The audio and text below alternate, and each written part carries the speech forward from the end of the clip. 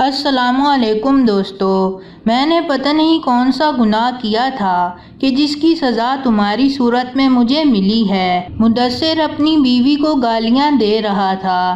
غزالہ چارپائی پر بیٹھی ہوئی روتے ہوئے بولی، مدثر پلیز مجھے آپ گالیاں نہ دیں، میں نے کیا کیا ہے جو آپ روز میرے ساتھ جھگڑا کرتے ہیں؟ مدثر آخر آپ کیا چاہتے ہیں؟ مدثر اپنے منہ سے آگ برساتے ہوئے بولا، میں چاہتا ہوں کہ تمہیں طلاق دے دوں اور تم سے میری جان چھوٹ جائے۔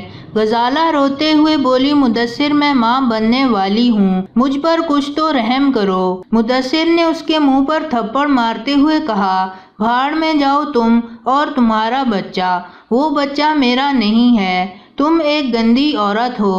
غزالہ کہنے لگی، واہ مدثر واہ، کیا مردانگی دکھائی ہے تم نے، ہم دونوں نے کلمہ پڑھ کر ایک دوسرے کو قبول کیا تھا اور تم مجھے اس کا یہ صلہ دے رہے ہو کہ گندی عورت کہہ رہے ہو، جبکہ خود کسی لڑکی کے ساتھ یاری لگائی ہوئی ہے اور اس سے شادی کرنا چاہتے ہو، اس لیے مجھے ذلیل کر رہے ہو۔ مدثر چلا کر بولا، ہاں میں دوسری شادی کرنے لگا ہوں، تم سے جو ہوتا ہے کر لو اور میرے گھر سے دفع ہو جاؤ۔ غزالہ کی آنکھوں میں انتہا کی بے بسی تھی، وہ کانپتی ہوئی آواز میں بولی، اللہ کا واسطہ ہے تم دوسری شادی کر لو، مجھے کوئی اعتراض نہیں ہے، لیکن مجھے طلاق نہ دینا، میں تم سے خرچہ بھی نہیں مانگوں گی اور خود کما کر اپنا پیٹ پال لوں گی، مجھے طلاق نہ دینا۔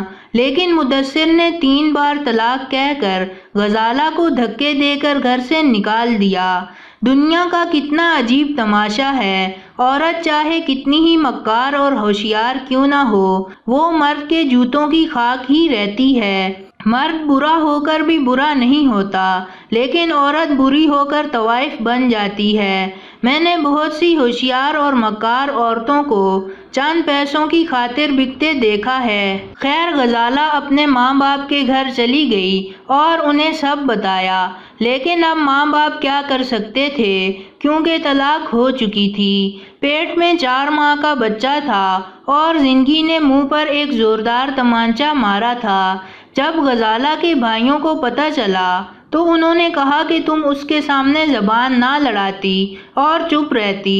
غزالہ آنسو صاف کرتے ہوئے بولی، بھائی جان میں جانتی ہوں، اب عمر بھر ایک غلامی میری منتظر ہے، کبھی اپنوں کے طعنے تو کبھی غیروں کی بد کلامی، میری زندگی اب ایسے ہی گزرے گی۔ ہاں بھائی میں غلط تھی، میں نے مان لیا۔